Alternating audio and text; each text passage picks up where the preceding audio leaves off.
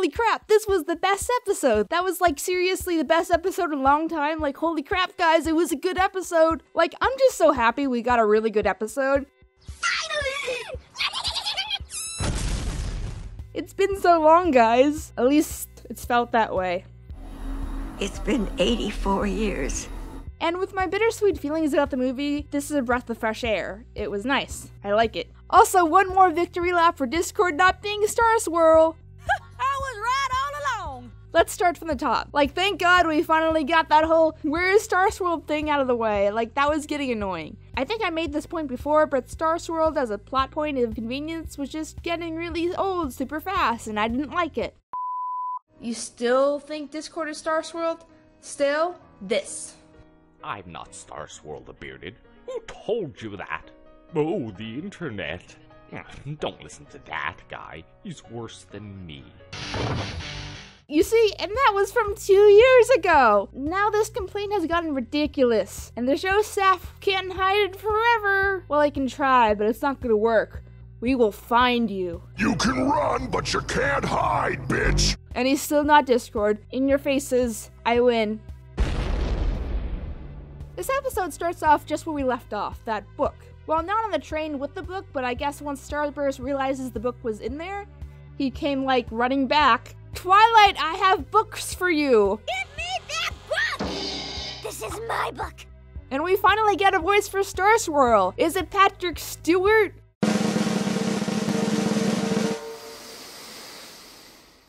Oh, it's just this Canadian guy.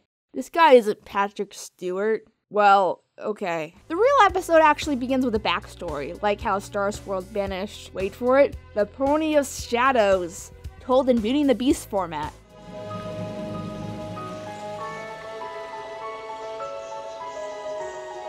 Once upon a time, in a faraway land.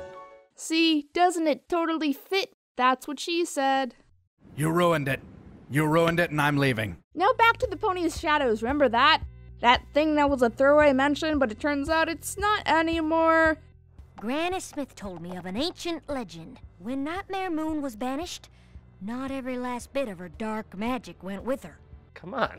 Quit that. Quit it. Granny used to say, when night falls on the castle, that magic takes the form of the Pony of Shadows! Oh, I said stop! You're freaking me out now! Yeah, this is what I was talking about. Good job with that, continuity writers. Good job. So we find out through that almighty exposition and reading, God, I feel like this is a Hermione Granger special, that Star Swirl disappeared through the magic of magic and is in pony limbo. Well, that got dark. I didn't even know ponies had limbo. Well, I know they had that kind of limbo, but like not the other kind, the kind before hell. Yeah. And does anyone think Pony Hedge? You get it? Looks like the Airbender place in Korra. That's what I thought of. Oh, Pony Hedge is a pun on Stonehenge. Go Google it already. That's what the pause button is for, but you're, supposed to come back. So we find out through holograms that Star Swirl and the gang disappear to save Equestria from the Pony of Shadows. Help me, Obi-Wan Kenobi. You're my only hope. So Twilight does the most logical thing she can think of. Let's bring Star Swirl back. What could possibly go wrong? I think she just gets a little ahead of herself. But when you want Senpai to notice you, then you can't be stopped. I know the feeling. You see him? I got it on camera this time! Also, that map was convenient. Thanks, map. One of the refreshing aspects about this episode is that every character, yes, even Spike the Dragon, has a task to perform once it's known that we have the other remaining artifacts in order to summon the senpais. Applejack goes first, and she has the best lines. Like, in-your-face bitch lines. But a pony strong enough to save a village from rushing lava with a shovel is preposterous.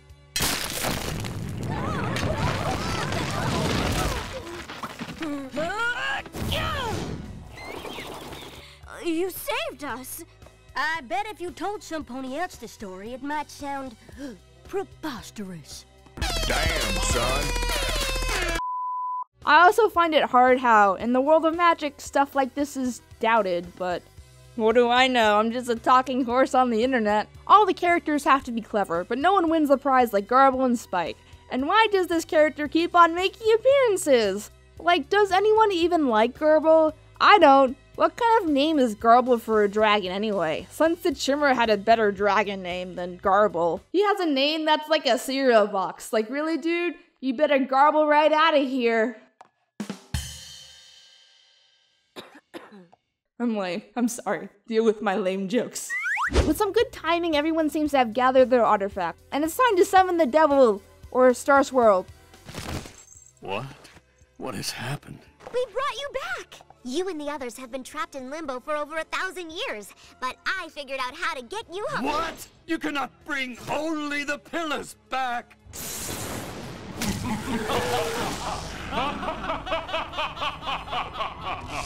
Well, that worked out great. Good job, Twilight. Now you fucked up! When I extinguish the light and hope of this miserable world, you won't remember any of this. Ah! This one is almost as strong as you, Star Swirl. Wait, hold up. Even as an alicorn with alicorn magic, Twilight is still not as powerful as Star Swirl? Damn, Star Swirl still got you. I think that's an interesting point. Magic doesn't make the hero, the other stuff does. That's probably why Star Swirl never became the first male alicorn ever, beating your alicorn OC. That's my theory and I'm rolling with it. So through the small defeat of the Pony of Shadows, we find out through the magic of exposition that Star Swirl's gain was the one responsible for the elements of harmony, even though it didn't really work as well as the pillars thought it would, I guess? I mean, it helped, but it sure didn't help that much. How did the sisters get tied to the elements? Like, why are the half of the comics not canon now? Did Star Swirl set them up, or like before he left, or what? I don't know. I don't know how things work. It's a horse show. Leave me alone. I just unleashed ultimate evil and doomed Equestria because I was obsessed with meeting my idol. Why wouldn't I be okay? I've been there in Twilight, but more like on a personal note. I need Senpai to notice me. What could possibly go wrong? Well, I tried. Notice me! Starlight, on the other hand, whatever, leave me alone, is pushing to understand what really happened, much to everyone's dismissal. As much as Twilight is fighting, it can't be the worst idea ever to listen to Starlight, just like a little bit. Is banishment really the only option? Maybe the Pony of Shadows is ready to talk? I don't like her that much either, but, you know, she's plot relevant in this episode, so. Hey, I thought the tree would die if we used the elements again. I'm so confused right now. I guess it's okay to borrow them like a blockbuster? Was that too soon? In the midst of this, Starlight is wondering what the hell is up with this story, as it seems like this whole mess is just an understanding. Or at the very least, let's hear the guy's side of the story. That might be helpful. Got you all together, didn't I? Why are you doing this? I want what you have. To be believed in. Only picture. We cut to the flashback where, hey, I guess the sirens are canon now. So much for all those Horzo Siege drawings, they can suck it. Oh, we get a Hunchback reference too. I mean, it's just a hunch. I made that joke, I'm sorry. This map seems to have been eavesdropping on the conversation, as it ends up calling the main ponies to the Pony of Shadows' lair. Dragon's Lair. Time Warp. Starlight seems to be confused by all that, as the map usually only calls friendship problems, or uses them for friendship problems, hence her resistance. Good job, Twilight. I want that to be a meme. Every time something bad happens, we should just say good job, Twilight. And so the final battle is underway. I still don't really get how the elements are involved or why they need everyone to partner up, but whatever. Twilight, though, at the last minute, conveniently, realizes that there's a pony inside and stops everything to talk to him. Bakeman! Bakeman! She's still in there! Is it just me, or am I getting Candlelight Wedding Part 2 vibe from this? Anyone? I'm crazy. What can I say? Once the others realize that, oh, friendship might just be magic. Oops. Then we must help him.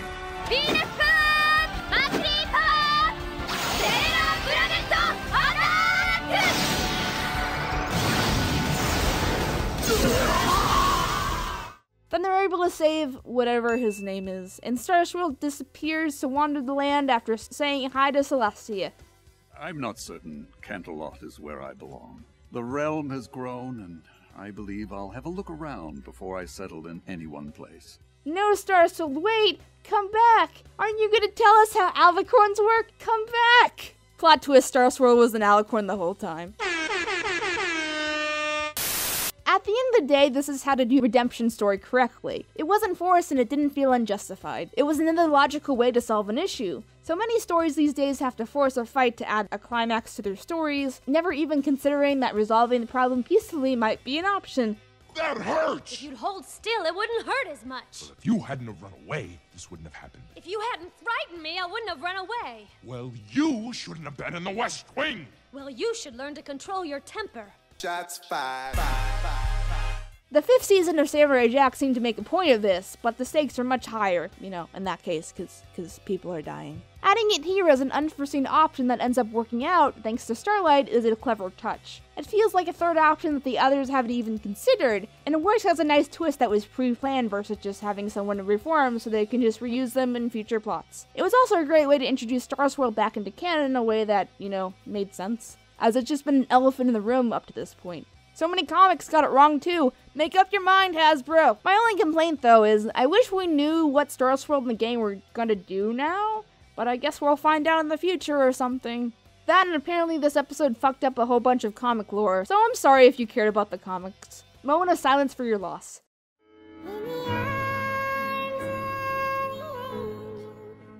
But again, a really strong finale, especially with all the new characters that this one had to balance. They also did it in a way that new viewers could follow along. This is how you do a big episode like this, right? Here's a secret. I kinda liked it better than the movie. But did you like this episode? Am I just full of shit? Don't answer that. But comment away, get in flame wars, and don't blame me. And like and subscribe. It helps support the channel. And that's all, folks, except it's not time for the ending gag.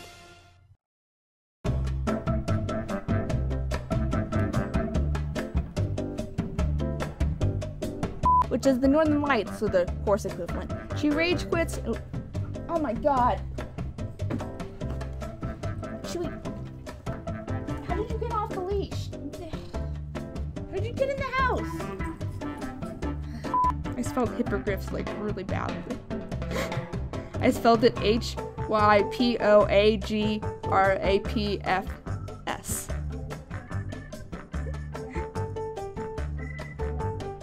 And Google Spelling didn't pick it up. Technology.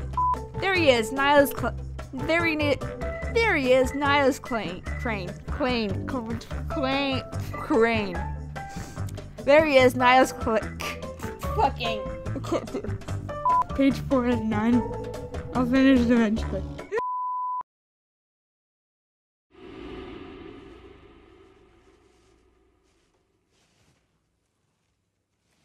Can you hear it? Peace and quiet. Oh, it's over. No more flippity, dancing and singing and sports candy yuck.